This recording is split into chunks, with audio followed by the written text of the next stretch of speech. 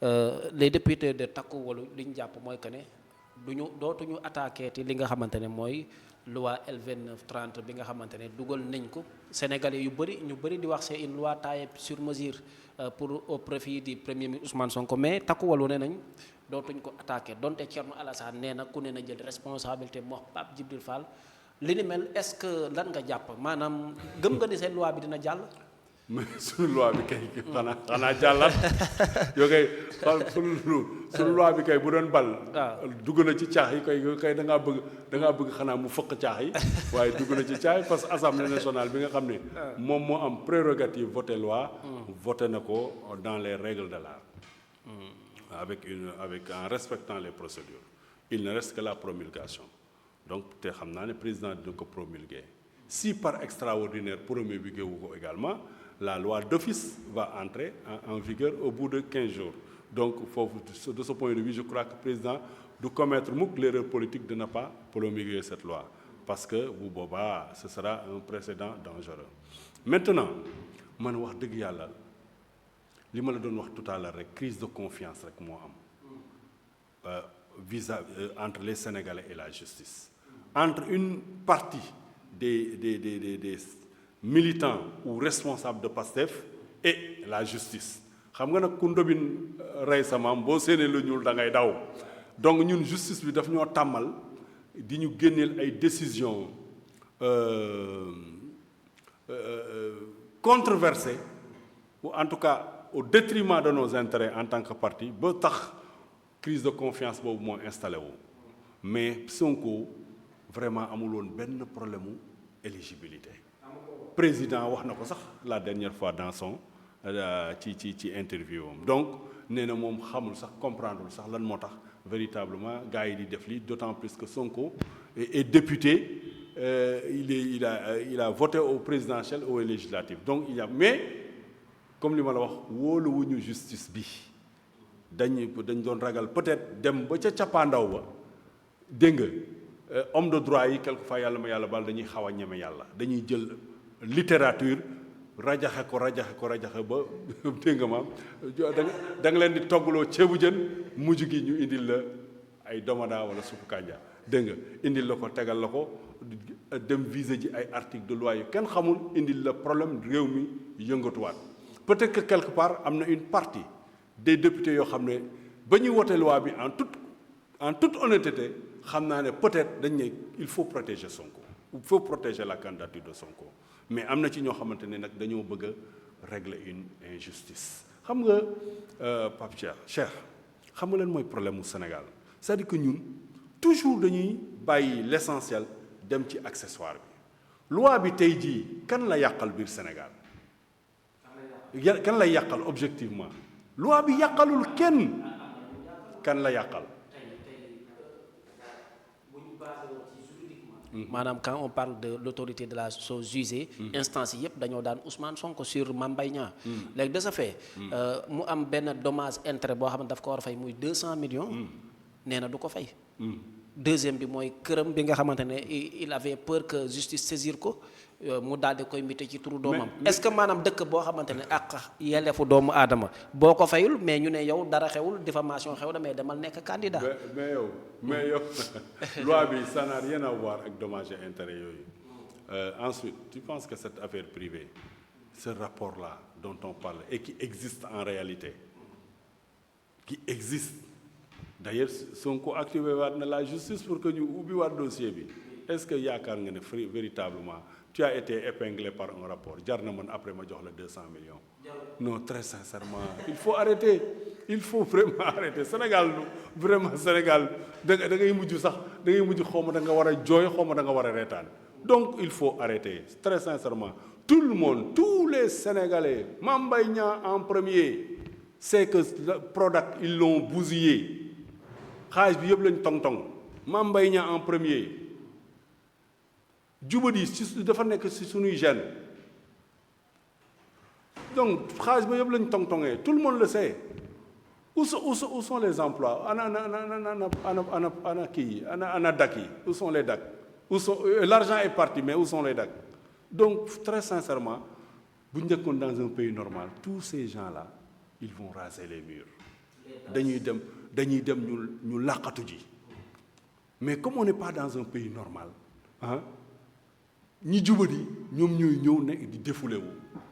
ñi jubadi ñoom ñooy ñëw vraiment ëpp làmmiñ ñëpp donc très sincèrement cette loi là au contraire pour man dafa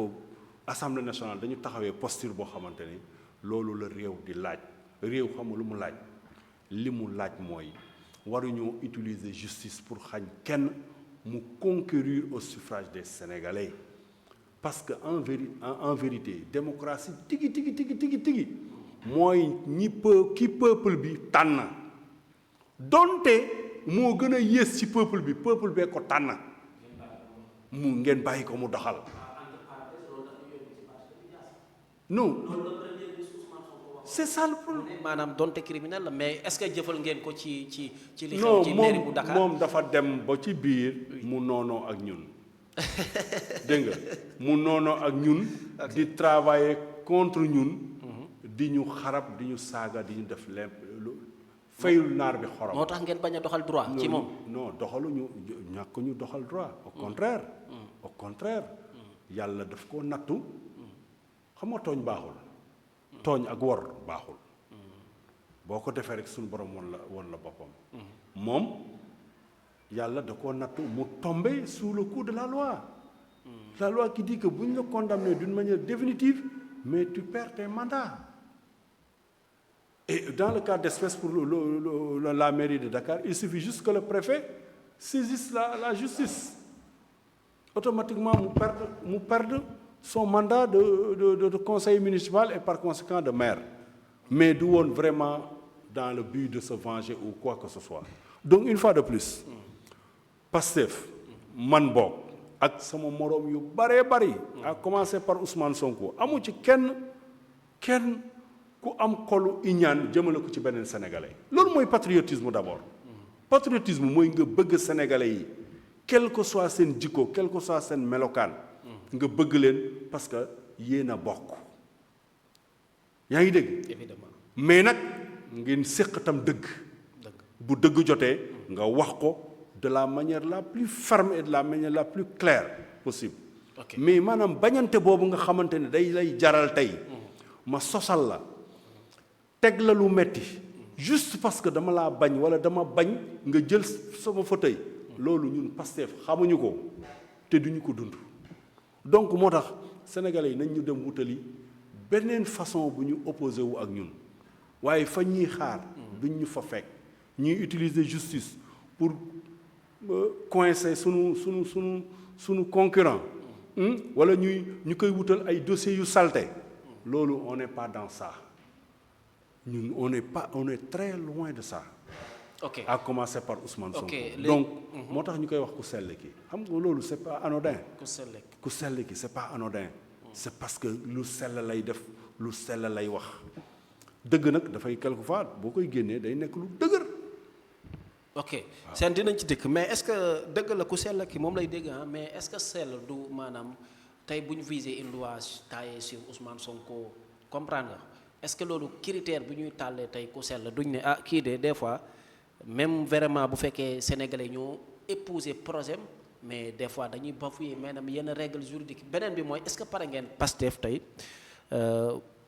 une fois loi bi jàll pare ngeen ngir delloo Barthélémy Dias ca maire bu Ndakaaru parce que kon yoon dootu ko toppee dara. waaw te sincèrement une fois de plus ñun xam nga luñ fi nekk dañu nekk ci état boo xam ne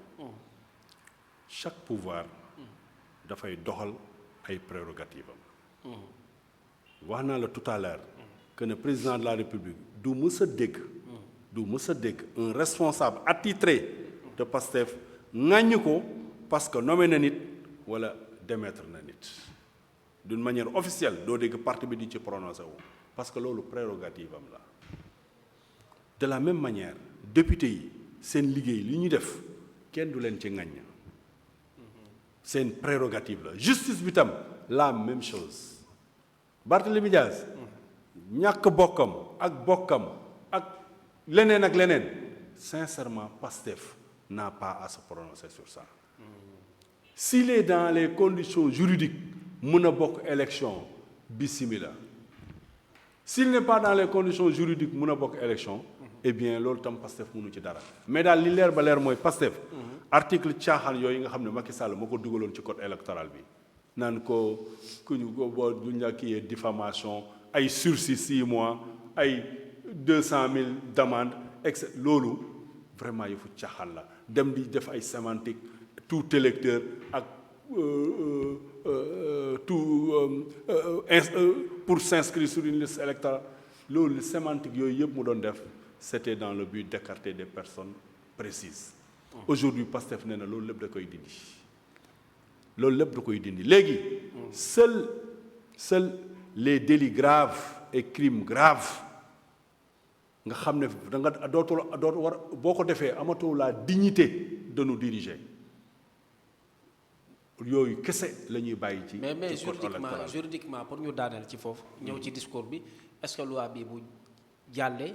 du épingler Ousmane Sonko parce que boo leen waxee ne tey maanaam tey comme détournement crime wala vol. loi bi bu jàllee maanaam képp ku ñett yi ku ci defati leen dootoo bokk. tey Ousmane Sonko li mu jël parce que c'est des faits juridiques li mu jël maanaam tey turam mité ko ci njabootam exemple te justice dafa war a saisir ay mbir ci ces affaires de ce fait loolu lan lañ koy tuddee. non mais loolu kër ma la wax. non si moom moo ko wax. yow yaa koy qualifier de crime. non je dirais pas crime mais dama ne si ñett yi fan lañ koy. gis nga lii maa ko moom. facture bi sama tur moo ci ne. waaw bu ma paree nii émission léegi. bu ma neexee. ma miite ko ci sama turu doom. waaw mais donc sincèrement mais xam nga vous n'êtes pas. loolu vous n'êtes pas nekkoo ci benn. loolu sincèrement. waaw xam nga nekkoo ci benn itinéraire juridique boo xam ne dañuy naan am na lu ñu la daan mais tey bu ñu la daanoon. ba lu ñu tuddee l'autorité de la chose jugée ñu ne acte bi condamné la temps. amatoo droit jaay sa matériel. moment boobu mu koy def. la procédure n'était pas encore terminée. moment bi muy def loolu. la procédure n'était pas encore terminée. comme na donc am na droit alal li nga xam ne moo ko ñaq. liggéey ko te mu lew ko doom. mi ngi sentir ne par exemple mi ngi sentir ne gars yi ñi ngi bëgg a tappale. ci kawam mu dem jël sécuriser njabootam loolu gisuma ci man pour man benn délit wala benn crime. bon bu ko justice bi jàppee comme délit comme crime aussi eh bien allons-y mais en tout état de cause très sincèrement dossier bi Mame Mbaye Niang moo war a inquiété wu. ndax dinañ ubbiwaat dossier bi. Mame Mbaye Niang moom moo war a inquiété wu ndax dinañ ubbiwaat dossier bi. parce que rapport bi nga xamante ne moom la doon weddi ba jaral ko mu def li mu def. ba ay des sénégalais dee ci parce que dañuy fàtte aspect boobu aussi dañuy fàtte ni verdict boobu moo waral sax situation bii ñuy dund nii moo ko waral parce que gis nga bëgg vouloir coûte que coûte nga ne li peuple bi bëgg du fi amee loolu mooy jaxase réew moo tax ma ne la réew peuple bi moo yor cëggal guyam peuple bi mooy décider en vérité tant que ñun hommes et femmes politiques amuñu cette posture là de se dire man à Patar bu ma bëggee ni parce que je suis PCA rek par force may nekk maire mais problème rek laa indi mais loolu teg du ma ko teg fenn population yi mën na am peut-être paysan ba lay toog fële. gën a am njëriñ ci ñoom gën a am njëriñ ci ñoom wala ñoom ñu gën ko sentir wala ñu gën ko bëgg que man. Par conséquent dama war a respecter les règles de la démocratie les règles de la démocratie mooy ñu organiser chaque fois une compétition claire et équitable pour tout le monde looloo waral même ci bureau de vote bi bu ñu tegee nii say bulletin teg sa moroom ay bulletins yi dañu war a tolloo amul warul am sax benn jal bu ëpp moroomam loolu lépp législateur bi da koo xalaat pour yemale nit ñi pour que nit ñi mën a tànn en toute quiétude et en toute responsabilité waaye prix ngay wut kii bokk kële du bokk nañ ko wutal dossier bi nañ ko tegal ndënd sërëx bi nañ ko piéger fii nañ ko def nii nañ ko def laa loolu pour man Sénégal daf ko war a vraiment dépasser ay problème de candidature problème de fichier électoral problème de bureau de vote problème de bulletin de vote très sincèrement Sénégal war na dépasser loolu ça doit être derrière nous voilà. responsable politique ca diwaanu Pastef dañu ñëw nag ci